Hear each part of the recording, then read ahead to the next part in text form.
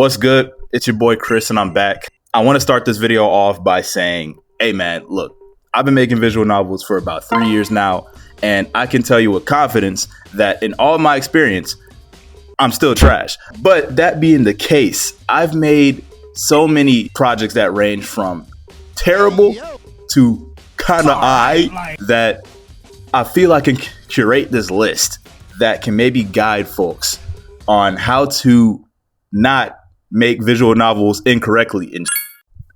So anyways, I don't want to drag this out. I don't want to be editing this too long. I just kind of want to get straight to it.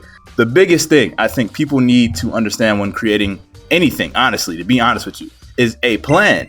Now, I get people work differently. Some people don't need a plan. With visual novels, you are probably going to need a plan, young buck. You're probably going to need a plan. What? The reason why I'm saying you need a plan is because for me, for instance, bro, I would start projects because I would be so excited about the story concept. I would have all the sprites. I would have kind of the synopsis done, but the synopsis wasn't low-key done. I would have some of the background work done. And it's like I would do all of this front-end work, all of this work that, like, you know, isn't an engine. And then I would get to the point where like I'm making actual pivotal, you know, choices that can branch the story off. And I wouldn't want to deviate too far from the main narrative because I wouldn't know what to do if we deviated from that path. Now, that is a terrible way of storytelling. That is a terrible way. That is an inefficient way of working. You don't want to work like that because you're going to spend so much time revising, going back and editing small things to match new canon that you set out by writing this way. You don't want to do it like that, bro. You don't want to do it like that. Always have a plan. Always know where you want your story to end up. And I'm not saying you need to have everything figured out, but like for this new project that I've worked on, Bing Bong's Prison Palace, which I've been working on for about a good 9-10 months now, it was imperative that I had at least 80 to 90% of the writing done up front. And that was because that gives you a very strong base for the game flow, where the game is going to go. The choices the players are going to make that affect certain outcomes. You'll be able to figure that out. Some people use a flowchart system to chart it out. I'm not telling you how to do that or how not to do that. I'm just telling you have something you can refer to that helps you out, because visual novel development is not easy, bro. That shit feels like you would think it's easy, but it's really not as easy as I thought it was, bro. I thought this shit was like a game out here, bro, but it's not. So yeah, man, I think like having a plan is super imperative, bro. And that goes into my next point, man. Starting development way too fast. Some people are just too fast. Calm down, slow down. You are not Shakiri from Blue Lock. Chill out. It's like, bro, you don't need to start development right now. And I get that that's really hard, bro. This is a lesson to myself, man. I'm telling this to myself. I'd be starting development way too soon on some of this stuff, and it does not play to my benefit, bro. Again, when I'm going in without a plan and I'm starting development, that can end up being duplicated efforts or a waste of time, because I may have to go back and redo things, or I may have to go back and make sure that things match up to what I wrote down. And it's like, dude, it's way easier to start work once you have the solid foundation down. You can build a house on a solid foundation, but if that shit is not on a solid foundation, that shit is going to tumble, man. It's going to tumble. You don't want it to tumble. So that's another thing. Just don't start developing. You don't have to rush with visual novels, and they don't need to be super long, like plans, super in-depth plans. You don't need to have everything figured out, bro. But like, I would advise against starting development too early, because that can end up being a waste of time that you don't want. Take your time with your plan. Make your game dev document, write out your script. I mean, for me, I had a game dev document, and then I wrote out the entire script before I even really started anything, really. So do that before you really get a whole lot of work done. Now, granted, you can be designing characters and all of that stuff in between all of this, right? That's fine. But like actual in-engine work, you don't want to really, at least for me, I don't think you should really want to start that until you have a good plan, a functioning plan for going forward. So that's just my tips on that. Number 3, not receiving feedback. I got a story for y'all, man. And it involves this game that I'm working on right now, bro. I was creating this situation, right, with actual consequences for the characters, right? And they had to solve this problem, bro.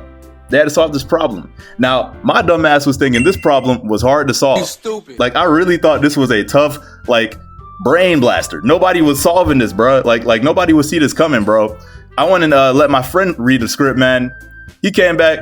Not only did he solve the problem, he basically called me a dumbass because that problem was easy to solve. Now, he didn't call me a dumbass, you know, but like, bro, you may as well have, bro, because I'm a dumbass, bro. Like, I'm not smart, bro, because like, dude, I thought that problem was just a very, very tough one to solve.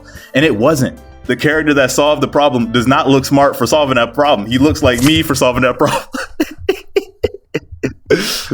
So anyways, I'm saying all of that to say, have some feedback, get some feedback. You can start work before you get feedback, right? Like you don't need to necessarily have feedback, but honestly, the earlier you get the feedback, the better. So you can make pivots and changes if you need to, preferably in the scripting stage, because that's where this happened, in the scripting stage for me. I thought that problem was hard as hell to solve, bro. That shit was easy to solve, man. I was looking like an idiot, bro. Get some feedback. Always, like, when you get major progress, if you have somebody that, is a writer or who's interested in your stuff, or even someone you may not know, just to take a look at it and just, provide some sort of feedback, because that's important, and I think that helps. That only helps your project, I combine it. That only helps your project improve and be better than what it was. So I just think that's really important to get feedback, because you never know when you're overlooking something. Like there could be a plot hole that you're not looking at. There could be a decision that doesn't line up with a previous decision, or a character could say something that isn't supposed to be said in a certain line of story, or a path or a branch that a player may take. So just keep that in mind, that having two sets of eyes is always better than one set, and the more sets of eyes you can have on a project, the better, so you can get an overall idea for the crowd consensus, right? Last tip I'll leave you guys with, man, is aiming for perfection. Now, don't get me wrong, that in and of itself is not a bad thing, but I think we get paralysis when we start trying to be perfect on all fronts, man. Like we all fall into that toxic way of thinking where it needs to be perfect. Let me just give you a pro tip, man. You are going to get way more work done if you accept the fact that you are probably trash. Now, this seems like a negative piece of advice, but I promise you, I'm trying to not be negative here. Most of my projects, maybe even the one I'm working on right now, probably trash. I'm not even gonna hold you. It's probably garbage. But the thing is that, like, you need to drop those bad projects to eventually make it to a good project, Aiming for perfection is all well and good, but if you get stuck on the fact that it's not perfect and that it needs to be perfect, you're going to end up never dropping anything. And that's going to be worse than dropping something bad. Like, at least when you're dropping something bad, you're putting something out there, you're getting experience and you know what to not do next time. But if you are aiming for perfection and you keep on revising it and then not, making decisions because you need it to be perfect, dude, you're never going to drop that. You're never going to drop the project. I know, like, a lot of people where analysis paralysis / they need their project to be perfect, therefore I'm not going to drop it. I know far too many people like that. I was once like that. The turning point for me was that I didn't want to stay like that forever. And I knew the only way I was ever going to get better is if I accepted the fact that I was trash, accepted the fact that, all right, I don't know what I'm doing. Not really, but I want to get better. And that's the fun part, is like, once you realize, okay, there's improvements to be made, and being okay with the fact that, all right, my writing may not be the best, or my character design may not be the best, or my choices may not be the best, and improving upon that each project is what gets you to that greater level. Now, some people are going to start out better than others, right? But overall, needing your project to be perfect is one of the easiest ways to kill a project, bro. In my opinion, it's going to kill your project because you're going to be working on it forever. So just keep that in mind, my dudes, my peeps, my girls, my ladies, my bros, my brodies. Like, it's all about putting stuff out there is the most important thing, Getting the experience is one of the most important things. If you're able to get experience in any way, shape, or form, even if it's bad, like even if you don't think it's good, that's still amazing for you to go through. That's a good experience for you to have. So anyways, that was kind of it. Long video, or maybe not, man, depending on editing. I'm going to go ahead and hop off now. Hope you guys got some value out of this. And I will be talking to you in the next one, my peeps. Thank you again for watching, and the support on the channel has been great.